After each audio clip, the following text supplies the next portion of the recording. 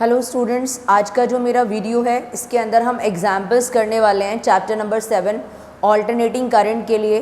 ठीक है, तो चैप्टर नंबर 7 के एनसीईआरटी एग्जाम्पल्स मैं आपको कराऊंगी एंड सब्सिक्वेंट और फर्दर वीडियोस मैं आपके लिए डालूंगी, जिसमें मैं कोशिश करूंगी सभी चैप्टर के एनसीईआरटी एग्जाम्पल्स जो स्पेशली टफ हैं, ठीक है, उसको कवर कर सकूं मैं। अभी मैं बेटे सीक्वेंस वाइज ही करा रही हूँ आपको, ठीक है। फिर कुछ चैप्टर्स के मैं जो ज़्यादा ट्रिकी क्वेश्चंस हैं उनको कवर अप करूँगी वीडियो के अंदर। तो राइट नाउ बेटे अभी हम क्वेश्चन नंबर 1 से, यानी कि example first of this chapter alternating current, chapter number 7 के एग्जाम्पल्स करने वाले हैं। ठीक है, चैप्टर नंबर 7 क्लास 12 एनसीईआरटी क्या है बेटे, ऑल्टरनेटिंग करंट। सो उसी के एग्जाम्पल्स देखने वाले हैं। तो पहला क्वेश्चन आप चेकआउट कर सकते हैं। आप चाहें तो बेटे एनसीईआरटी ओपन कर सकते हैं, वहाँ पे रीड कर सकते हैं क्वेश्चन को। क्वेश्चन काफ़ी सिंपल है। अब देखिए बेटे, अ bulb is rated eight 100 what for 220 volt supply. ठीक है, तो सबसे पहले बेटे न्यूमेरिकल में काम ही ये है कि गिवन लिख लेना, यानी कि आपको बेटे पार दे रखा है बेटे, सो दैट इज 100 वॉट गिवन है बेटे। देन वोल्टेज सप्लाई गिवन है। वोल्टेज सप्लाई जो हमें गिवन होता है बेटे, ये आरएमएस वोल्टेज होता है। ठीक है, यानी कि जो घर पे हम यूज़ करते हैं that is not peak voltage, वो गिवन होता है आपको आरएमएस वोल्टेज है। राइट, पीक वोल्टेज कैसे आप कैलकुलेट करते हैं, आरएमएस वोल्टेज को √2 से, √2 से आप मल्टीप्लाई कर दीजिए तो आपके पास पीक वोल्टेज आ जाएगा। देन क्या कह रहा है बेटे, वो A point, B point and C point, 3 part हैं इस क्वेश्चन के। सो मैं इसको यहाँ पर डिवाइड कर देती हूँ बेटे, और हम चेकआउट करते हैं बेटे ए पार्ट के अंदर वो क्या पूछ रहा है, then B part of the question and then similarly C part of the question. पहले ए पार्ट देखते हैं बेटे, the resistance of the bulb, यानी कि पहले रेजिस्टेंस फाइंड करना है। देन बेटे peak voltage of the source, तो peak voltage means V naught, maximum voltage find करना है। ठीक है, बहुत ईजी है, आरएमएस वोल्टेज को √2 से मल्टीप्लाई कर दीजिए। ओके, थर्ड पार्ट देखते हैं बेटे, RMS current through the bulb. ठीक है, आरएमएस करंट निकालना है, दैट मीन्स आरएमएस, ये भी बहुत इजीली निकल जाएगा। पहले यहाँ देखिए बेटे, जो चीज़ आपको गिवन है, पार इज देयर, मेंशन है आपको बेटे कितना है, 100 वॉट है। Then voltage supply, that means वो आरएमएस वोल्टेज है, कितना दे रखा है बेटे आपको, 220 वोल्ट। देन आपके पास एक फॉर्मूला होता है बेटे पार के लिए, V²/R, बिकॉज जो आपको गिवन होगा उसी के सिचुएशन के अकॉर्डिंग अगर आप फॉर्मूला लगाएंगे तो आप चेकआउट कर सकते हैं बेटे। पार के लिए फॉर्मूला होता है V²/R, आपने 10th में भी ये फॉर्मूला पढ़ा है। आपको बेटे रेजिस्टेंस फाइंड करना है, तो रेजिस्टेंस हमें फाइंड करना है, पार हमें दे रखा है, वोल्टेज हमें दे रखा है, रेजिस्टेंस बहुत इजीली फाइंड आउट कर सकते हैं बेटे। मैं इधर कैलकुलेट करा देती हूँ आपको। सो दैट मीन्स बेटे रेजिस्टेंस आपके पास में क्या आ जाएगा, रेजिस्टेंस क्रॉस में लीजिए, पार अपॉन में आ जाएगा, दैट मीन्स V²/पार। सो रेजिस्टेंस फाइंड आउट कर लेंगे। सो बेटे रेजिस्टेंस क्या आएगा, वोल्टेज देखिए बेटे कितना है आपके पास 220, इसका स्क्वायर करना है, और पार कितना है 100। ठीक है बेटे, 220 का स्क्वायर कीजिए 100 से डिवाइड, तो बेटे इजीली ये कैलकुलेट हो जाएगा, और रेजिस्टेंस आपके पास कैलकुलेट करके आएगा। इन दोनों को स्क्वायर 220 का स्क्वायर करने के बाद 100 से डिवाइड करने के बाद में 484, सो ये आएगा बेटे 484 ओम।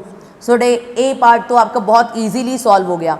बी पार्ट देखिए बेटे, आपको पीक वोल्टेज फाइंड करना है। बोर्ड पे देखना बेटे, जो आपके पास पीक वोल्टेज होता है that is √2 times of RMS voltage. ठीक है, सो ये आपके पास एक फॉर्मूला रहता है जो इंपॉर्टेंट भी है 1 मार्क्स के क्वेश्चंस के लिए भी बेटे। सो अप्लाई करेंगे, पीक वोल्टेज कितना आएगा, √2 × 220, इसको कैलकुलेट कर लेंगे बेटे 1.414। ठीक है, इससे मल्टीप्लाई कर देंगे 220, सो हमारे पास पीक वोल्टेज ये आप कैलकुलेट करेंगे। So do the calculations, approximate value बेटे 311। ठीक है, सो दैट इज 311, ये आपके पास में आ जाएगा। वोल्ट आपके पास क्या आ गया बेटे, पीक वोल्टेज आ गया। देन कह रहा है बेटे वो क्वेश्चन के अंदर आरएमएस करंट फाइंड करना है। अगर आपको आरएमएस करंट फाइंड करना है, ठीक है, सो आपके पास में इजीली कैलकुलेट हो जाएगा। रेजिस्टेंस भी आ गया है, आप दो तरीके से निकाल सकते हैं बेटे। Either you use the formula P = V × I, पार का ये वाला फॉर्मूला भी आप अप्लाई कर सकते हैं। पार क्या होता है बेटे, V × I, पार आपको गिवन है, देखिए बेटे कितना है 100। ठीक है, so that is given to you. Voltage भी आपको मेंशन्ड है, कितना बेटे 220, so that is there into current. कौन से वाला वोल्टेज है बेटा, ये आरएमएस वोल्टेज है, तो कौन से वाला करंट आएगा आपके पास, RMS. So this is what, RMS value. So RMS value of current क्या आ जाएगा बेटे, 100 / 220। यहाँ से कैलकुलेट कर लीजिए। ठीक है, मैंने कहा दूसरा ऑप्शन क्या हो सकता है बेटे, आप ओम्स लॉ भी अप्लाई कर सकते हैं, V is equals to I R, ठीक है, RMS वोल्टेज, RMS करंट और रेजिस्टेंस आप फर्स्ट पार्ट में निकाल चुके हैं बेटे, ठीक है, 484। सो यहाँ भी आप वोल्टेज पुट करके, वोल्टेज कितना है बेटे 220, यहाँ पुट करिए RMS वोल्टेज, RMS करंट मुझे फाइंड करना है, रेजिस्टेंस की वैल्यू फर्स्ट पार्ट में से 484 ओम यहाँ पुट कर सकते हैं, रेजिस्टेंस क्या निकल जाएगा RMS करंट। सो आप इस मेथड से भी निकाल सकते हैं, RMS करंट क्या हो जाएगा बेटे, RMS वोल्टेज अपॉन रेजिस्टेंस। सो बेटे आंसर वही आएगा आपका, जो भी आप कैलकुलेट करेंगे, मेथड अप्लाई करेंगे, ठीक है, एम्पियर में आंसर आएगा। SI यूनिट बेटे करंट की क्या रहती है, एम्पियर, वो विजिबल नहीं है तो मैं इसको थोड़ा और अबाव आपको दिखा देती हूँ, ठीक है बेटे। सो करंट की वैल्यू आपके पास में क्या आ जाएगी, ढंग से देखना बेटे, 100 डिवाइडेड बाई 220, इसको अगर आप कैलकुलेट करेंगे तो ये 0.45 एम्पियर आएगा बेटे। सो that is 0.45 ampere. So that is the final answer of the current, ठीक है। इसको आप बेटे स्क्रीनशॉट ले लीजिए और वीडियो को पॉज करके इसको आप कॉपी कर लीजिएगा, टेक द स्क्रीनशॉट।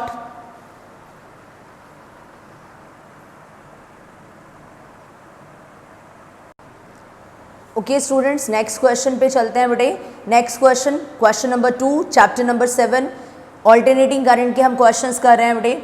अब देखिए बेटे, a pure inductor of 25 milli henry is connected to a source of 220 volt. So that means बेटे हमें एल इंडक्टेंस, ठीक है, सो इंडक्टेंस गिवन है, कितना है बेटे 25 मिली हेनरी, करेक्ट फॉर्म में लिखिए 10⁻³ हेनरी, ठीक है। तो सबसे पहले ज़रूरी है बेटे जो चीज़ आप लिखते हो उसको सही यूनिट में लिखना, क्योंकि कई बार होता है हम लिखते हैं 25 मिली हेनरी और जब हम न्यूमेरिकल्स के अंदर वैल्यू पुट करते हैं ना बेटे, फिर 25 ही गलती से पुट कर देते हैं। सो उसको पहले करेक्ट फॉर्म में पुट कर लिया करो। So 10⁻³ henry connected to a voltage, voltage given है बेटे हमें 220 वोल्ट, ठीक है, यानी कि ये आपके पास में वर्चुअल वोल्टेज है, RMS value of voltage. Find the inductive reactance, underline किया है बेटे, इंडक्टिव रिएक्टेंस फाइंड किया है, दैट मीन्स फाइंड करना है आपको XL क्वेश्चन मार्क, ठीक है। XL आपका ये सिंबल रहता है इंडक्टिव रिएक्टेंस, जैसे जो कैपेसिटर का रेजिस्टेंस ऑफर करता है उसको बोलते हैं कैपेसिटिव रिएक्टेंस, क्या सिंबल रहता है XC। सिमिलरली इंडक्टर जो रेजिस्टेंस ऑफर करता है to the flow of AC, ठीक है, उसको क्या बोलते हैं बेटे, inductive reactance. So that is XL से दिखाते हैं हम। अब क्या कह रहा है बेटे, an RMS value of current. So दोनों चीज़ आपको फाइंड करनी है, इंडक्टिव रिएक्टेंस भी फाइंड करना है and RMS value of current भी फाइंड करना है, ठीक है। सो दोनों क्वेश्चन मार्क हैं। पहले फर्स्ट वाले काम पे आते हैं बेटे, फर्स्ट वाला पार्ट हम कैसे सॉल्व करने वाले हैं। तो अभी आप देखेंगे, अगर आप रिकॉल करते हैं इंडक्टिव रिएक्टेंस का फॉर्मूला क्या रहता है, तो XL किसके इक्वल होता है बेटे, ओमेगा L, ठीक है।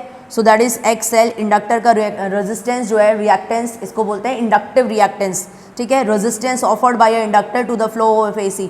ओमेगा क्या होता है बेटे, 2π into mu, frequency into L, ठीक है। सो XL तो बेटे कैलकुलेट हो जाएगा, बस ये है कि लेंदी रहेगी कैलकुलेशन, 2π की वैल्यू बेटे 3.14 इंटू म्यू, फ्रीक्वेंसी देखिए बेटे मेंशनड है आपको क्वेश्चन के अंदर। सो फ्रीक्वेंसी इज देयर, कितनी है बेटे 50 हर्ट्ज, ठीक है। इंडिया के अंदर जो AC हम यूज़ करते हैं, alternating current end voltage supply, AC की जो फ्रीक्वेंसी है क्या यूज़ करते हैं बेटे हम 50 हर्ट्ज। और कुछ कंट्रीज़ लाइक USA, वहाँ पर क्या फ्रीक्वेंसी होती है बेटे 60 हर्ट्ज। ओके बेटे, फ्रीक्वेंसी की वैल्यू पुट करते हैं 50, देन L की वैल्यू पुट करते हैं, इंडक्टेंस कितना गिवन है बेटे 25 milli henry into 10⁻³ rest is the बेटे कैलकुलेशन। इसके बाद में आपके पास कैलकुलेशन है, ठीक है। सो आप इंडक्टिव रिएक्टेंस जो है इसको सॉल्व करेंगे, कैलकुलेट करेंगे, रेजिस्टेंस होता है ये इंडक्टर कितना ऑफर करता है। सो SI यूनिट क्या आएगी बेटे, ओम आएगी। और जब आप इसको कैलकुलेट करेंगे तो ध्यान रखना बेटे आंसर आएगा आपके पास में 7.85। आप कैलकुलेट करना, ऐसे डायरेक्ट नहीं लिखना, ठीक है, बिकॉज कैलकुलेशन यहाँ पे मैं आपको कैलकुलेशन नहीं करा रही हूँ बेटे, कॉन्सेप्ट सिखा रही हूँ। कैलकुलेशन मल्टीप्लाई है सीधा, आप सॉल्व करना और चेक करना आपका आंसर 7.85 आ रहा है या नहीं आ रहा है, राइट, ये इसका आंसर आएगा। ओके, अब आते हैं बेटे RMS value of current. So that is RMS value of current क्या आएगा। जनरली बेटे जब हम 10 क्लास से पढ़ते आ रहे हैं तो ओम्स लॉ क्या पढ़ते हैं आप, V इक्वल्स टू IR। मुझे थोड़ा सा चेंज करना है बेटे इसके अंदर, क्या चेंज करना है, the resistance that is offered by a resistor. Register कितना रेजिस्टेंस ऑफर करता है उसको हम R से दिखा रहे हैं। ठीक है। सिमिलरली बेटे कैपेसिटर कितना रेजिस्टेंस ऑफर करता है उसको हम XC इस सिंबल से दिखाते हैं, क्या बोलते हैं इसको, capacitive reactance. And in a very similar way inductor कितना रेजिस्टेंस ऑफर करता है उसको हम किससे दिखाते हैं, XL से। तो बेटे यहाँ रेजिस्टेंस के प्लेस पे क्योंकि इंडक्टिव सर्किट है तो क्या यूज करेंगे, XL, राइट। सो अब आपके पास में बेटे ये RMS वोल्टेज है तो RMS वैल्यू ही करंट की आएगी बेटे। So this is RMS voltage, RMS value of voltage equals to RMS value of current into inductive reactance, right. So RMS value of current I need to find out, ये मुझे find करना है बेटे। सो inductive reactance जो है बेटे कहाँ आएगा, अपॉन में आएगा। So that means RMS value of voltage VRMS upon inductive reactance XL is equals to IRMS। So RMS value of current हम फाइंड कर पाएंगे। अभी आप चेकआउट करिए बेटे RMS वैल्यू ऑफ करंट कैसे फाइंड होगा। RMS वैल्यू ऑफ वोल्टेज आप चेक कर सकते हैं कितना है बेटे, 220। सो दैट इज 220 वोल्ट आपको गिवन है। इंडक्टिव रिएक्टेंस हम कैलकुलेट कर चुके हैं 7.85, तो यहाँ पुट करेंगे बेटे 7.85 एंड बेटे यहाँ से हम इसको निकालेंगे और जब आप इसको कैलकुलेट करेंगे करंट है बेटे एम्पियर में आएगा। सो 220 बेटे डिवाइडेड बाई 7.85, ध्यान रखना बेटे ये अप्रॉक्सीमेटली कैलकुलेट करके आपके पास 28 आएगा। So that is 28 ampere. बेटे सिंपल क्वेश्चन था, कोई भी ऐसा कॉन्सेप्ट नहीं था जो डिफ़िकल्ट है और आपको क्लियर ना हो, ठीक है, वेरी सिंपल क्वेश्चन है। सिमिलरली अगर इसी टाइप का क्वेश्चन कैपेसिटर के ऊपर आता है तो जो आपका फॉर्मूला है होपफुली आपको समझ में आया होगा आपको क्या अप्लाई करना है। So V equals to I into in place of inductive reactance you are going to substitute here in place of XL XC that is capacitive reactance. If in the question a capacitor is given and if in the question a resistor is given then V equals to IR, and if in a question all the three elements in a series LCR circuit is given then V equals to I into Z in case the resistance is represented by overall resistance of LCR circuit Z, ठीक है। क्या बोलते हैं बेटे उसको हम, impedance, ठीक है। क्लियर है बेटे, इसको बेटे प्लीज़ स्क्रीनशॉट लीजिए, इसका कैलकुलेट करना एवरी पॉइंट को, उसके बाद में वीडियो को पॉज करो, टेक द स्क्रीनशॉट।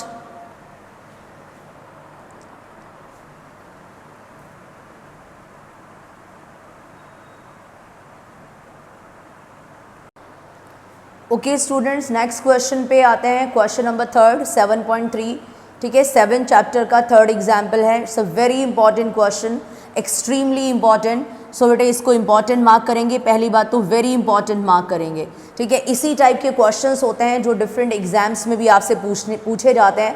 इसके अंदर रीजनिंग इन्वॉल्व होगी, एक कॉन्सेप्ट आ गया है, दैट मीन्स कह सकते हैं बेटे कंसेप्चुअल क्वेश्चन है, ठीक है। क्वेश्चन क्या है बेटे, मैंने थोड़ा सा डायग्राम बना के आपको रिप्रेजेंट किया है, एक कैपेसिटर और एक लैम्प, ठीक है, यानी कि एक लैम्प को बल्ब मान लीजिए, एक लैम्प है उसको कैपेसिटर के साथ कनेक्ट किया है और जो सोर्स है बेटे वो मैंने अभी सिर्फ सोर्स लिखा है, वो AC है DC है, ये तो हमें बेटे दोनों के केस में बताना है क्या होगा। देखिए बेटे अ lamp is connected in series with a capacitor, done, ठीक है। Predict your observation for DC and AC, ठीक है, दोनों के लिए प्रिडिक्ट करने वाले हैं हम, यानी कि सोल्यूशन देखिए बेटे इसका एक बार ऑब्जर्वेशन बताने वाले हैं फॉर DC के केस में क्या होगा, ठीक है। सो DC के केस में क्या होगा, सिमिलरली फॉर AC के केस में क्या होगा, राइट। पहले फर्स्ट पार्ट ही करते हैं बेटे, सेकंड पार्ट उसके बाद में करेंगे। वो कह रहा है प्रिडिक्ट योर ऑब्जर्वेशन बताइए फॉर DC एंड AC, ठीक है। तो बेटे DC के लिए बेटे एक तो होता है बिल्कुल बहुत शॉर्ट में आंसर कर देना, शॉर्ट में आंसर कर देना मतलब क्या आएगा, पहले यहाँ देखिए बेटे, अगर मैं अपने कॉन्सेप्ट से बहुत ईजी वे में बताऊँ बेटे, सो फॉर DC फ्रीक्वेंसी क्या रहती है, 0, राइट। DC के लिए फ्रीक्वेंसी 0 है। अगर हम AC के बारे में बात करें तो हम अपने कंट्री में फ्रीक्वेंसी AC की क्या यूज़ करते हैं, 50 हर्ट्ज़, ठीक है। कुछ कंट्रीज़ में आती है बेटे 60 hertz, depending on the country कहाँ पे क्या फ्रीक्वेंसी यूज़ हो रही है। तो जस्ट मैंने आपको समझाया है ये, ठीक है, एक ईजी वे में आंसर करें। कैपेसिटिव रिएक्टेंस, ठीक है, XC क्या होता है बेटे, 1/ωc, ठीक है। सो कैपेसिटिव रिएक्टेंस क्या होता है, 1/ωc। सो कैपेसिटिव रिएक्टेंस क्या आएगा बेटे, सो 2 pi into mu into C। अब चेकआउट कर सकते हैं DC के लिए फ्रीक्वेंसी 0 है, दैट मीन्स कैपेसिटर रिएक्टेंस क्या आएगा बेटे, 1/0, क्योंकि 0 के साथ कुछ भी मल्टीप्लाई होकर 0 ही बन जाएगा। Anything upon 0 is what, infinite, that is very important. So capacitor offers infinite resistance, ध्यान रखना बेटे, capacitor offers infinite resistance to the flow of DC, यानी कि डीसी के लिए कैपेसिटर क्या करता है बेटे, इनफाइनाइट रेजिस्टेंस ऑफर करता है। बेटे डीसी के लिए अगर कैपेसिटर इनफाइनाइट रेजिस्टेंस ऑफर करेगा सो दैट मीन्स करंट सर्किट में फ्लो नहीं करेगा, सो दैट मीन्स करंट क्या हो जाएगा बेटे, इस केस में current will be zero. If the capacitor is going to offer infinite resistance to the flow of DC, ठीक है, तो हम क्या कहेंगे, करंट जीरो हो जाएगा, बल्ब विल नॉट ग्लो।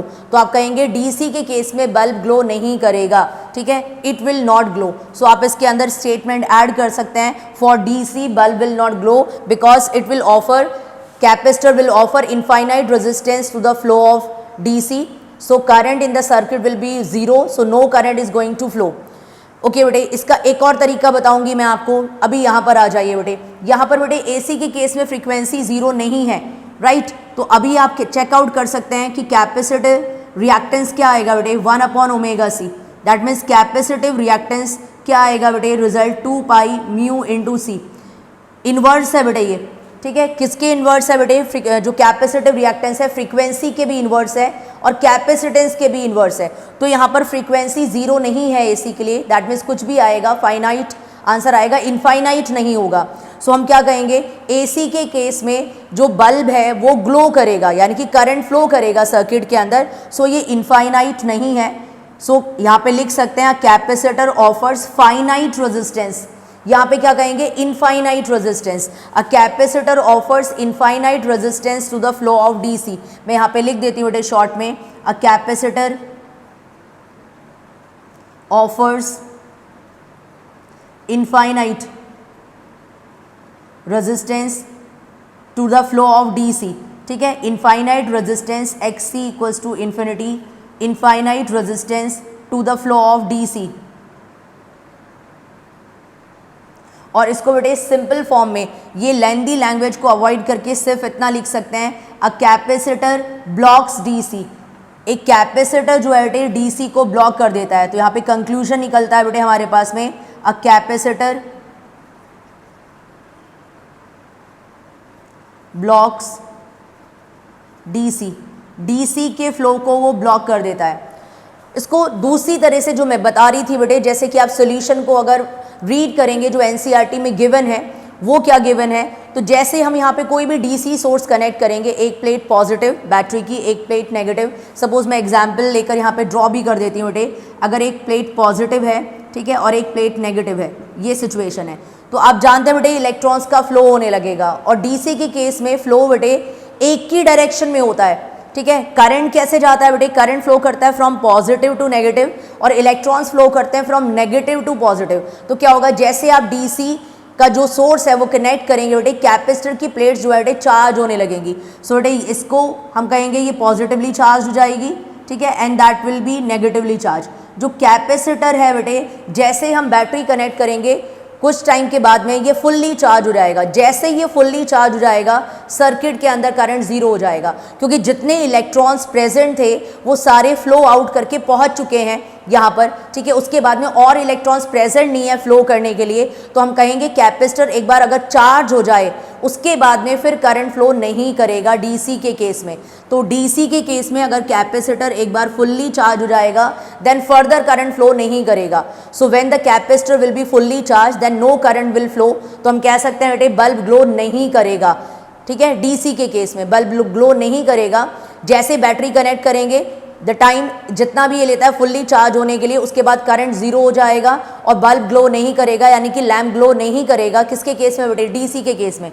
मैंने इसको अपने तरीके से समझाया था बेटे, जो भी आपको बेटर लगता है, आपको ये बेटर लगता है आप इससे आंसर दीजिए, ठीक है, और अगर आपको ये वाला बेटर लगता है थ्योरेटिकल पॉइंट जो मैंने बताया, आप इससे आंसर दीजिए, जो भी आपको ज़्यादा कंफर्टेबल है। ओके, अब एसी के केस में आते हैं बेटे। मैंने कहा एसी जो है और डीसी और एसी के बारे में बेटे कंप्लीट डिस्क्रिप्शन मैंने एक वीडियो अपने चैनल पे शेयर किया है, जिसमें ये सारे पॉइंट्स मैंने बताए हैं कि डीसी के केस में इलेक्ट्रॉन्स का फ्लो किस तरह से होता है, ठीक है, यूनी डायरेक्शनल रहता है बेटे, बार बार चेंज नहीं करता है। और एसी के केस में क्या है, वो फ्लो बार बार चेंज करता रहता है। अभी राइट नाउ मैंने फिर इसको सोर्स रिप्लेस कर दिया है, एक कैपेसिटर है। अब यहाँ देखेंगे बेटे कैपेसिटिव रिएक्टेंस इनफाइनाइट नहीं होगा, ठीक है, तो हम लिख सकते हैं कैपेसिटर ऑफर्स फाइनाइट, फाइनाइट जो भी है, अ कैपेसिटर ऑफर्स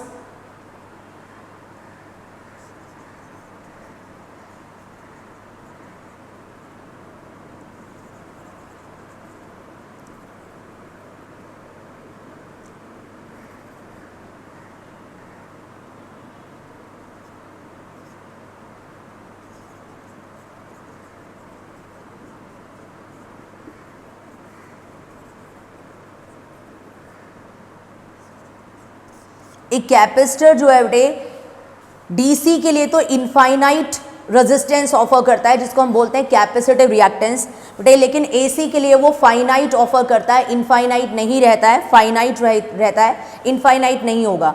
तो बेटे हम कहेंगे in case of AC bulb will glow, यानी कि हमें तो अपनी ऑब्जर्वेशन बतानी है। हम बताएंगे डीसी के केस में बल्ब ग्लो नहीं करेगा और एसी के केस में बल्ब ग्लो करेगा। तो बेटे मैं इसको यहाँ पे रब करके, ये आप वीडियो को पॉज करके कॉपी कर लेना, मैं इसको रब करके अब आपको यहाँ पे लिखा देती हूँ बेटे। फाइनल आंसर जो है बेटे in case of DC bulb will not glow. Observation क्या है, प्रिडिक्ट योर ऑब्जर्वेशन। ऑब्जर्वेशन क्या है बेटे, in case of DC bulb will not glow. DC supply bulb और lamp will not glow but in case of AC it will glow, but in case of AC it will glow, right? एक point तो ये आ गया बेटे। दूसरा point क्या आएगा बेटे, एक और रीजनिंग है इसके अंदर, बी पार्ट, क्वेश्चन का बी पार्ट जरा रीड करिए, काफी इंपॉर्टेंट क्वेश्चन था। क्या है बेटे, what happens in each case if the capacitance of the capacitor is reduced, यानी कि वो ये पूछा है बी पार्ट के अंदर क्वेश्चन के, कैपेसिटेंस को रिड्यूस कर दें तो जो लैंप है उसकी ब्राइटनेस पे क्या इफेक्ट होगा। बेटे डीसी के केस में तो वो ग्लो ही नहीं कर रहा है, ठीक है, तो अगर आप कैपेसिटेंस को रिड्यूस करते हो या इंक्रीज करते हो तो कोई इफेक्ट नहीं होगा, इवन रिड्यूस करने का भी या उसको इंक्रीज करने का भी। तो आप कहेंगे in case of DC there will be no effect, DC के केस में no effect. So for DC no effect. And for AC की बात करते हैं बेटे, एसी के केस में क्या होगा। एसी के केस में अगर आपने कैपेसिटेंस को रिड्यूस कर दिया है, जरा सिचुएशन देखना बेटे, कैपेसिटिव रिएक्टेंस पे क्या इंपैक्ट आएगा।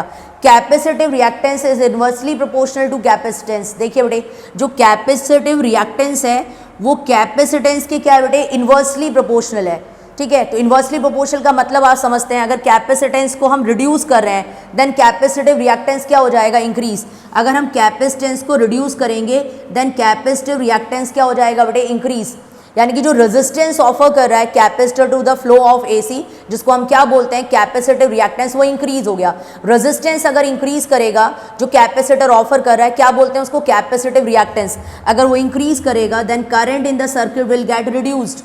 सो करंट कम हो जाएगा, करंट कम हो जाएगा देन ब्राइटनेस कम हो जाएगी। So B stands for brightness. So brightness क्या हो जाएगी बेटे, रिड्यूस हो जाएगी। तो आपका आंसर आना चाहिए in case of DC there will be no effect, क्योंकि वो ग्लो ही नहीं कर रहा है तो इफेक्ट क्या होगा उसके ऊपर। सो ना तो इंक्रीज करने का होगा ना डिक्रीज करने का होगा, ठीक है, क्योंकि कैपेसिटर एक बार फुल्ली चार्ज होने के बाद में करंट फ्लो नहीं होगा उसके अंदर। ध्यान रखना बेटे, कैपेसिटर एक बार फुल्ली चार्ज हो गया तो करंट फ्लो नहीं करेगा उसके अंदर, तो इंक्रीज करें डिक्रीज करें नो इफेक्ट। लेकिन बेटे एसी के केस में इफेक्ट होगा, अगर आप कैपेसिटेंस को रिड्यूस करोगे then capacitive reactance will increase, so current in the circuit will reduce, so brightness will reduce in case of AC. So glow of the bulb, जो ग्लो कर रहा है वो जो ब्राइटनेस है वो रिड्यूस हो जाएगी किसके केस में, एसी के केस में। काफी इंपॉर्टेंट क्वेश्चन था बेटा ये। सो मैंने सारे पॉइंट्स इसके आपके साथ शेयर किए हैं। आप वीडियो को पॉज करके बेटे इसका स्क्रीनशॉट ले लीजिए, ठीक है, ये आपको हेल्प करेगा और आप आसानी से इसका सोल्यूशन और आंसर जो है समझ पाएंगे और लिख भी पाएंगे, राइट।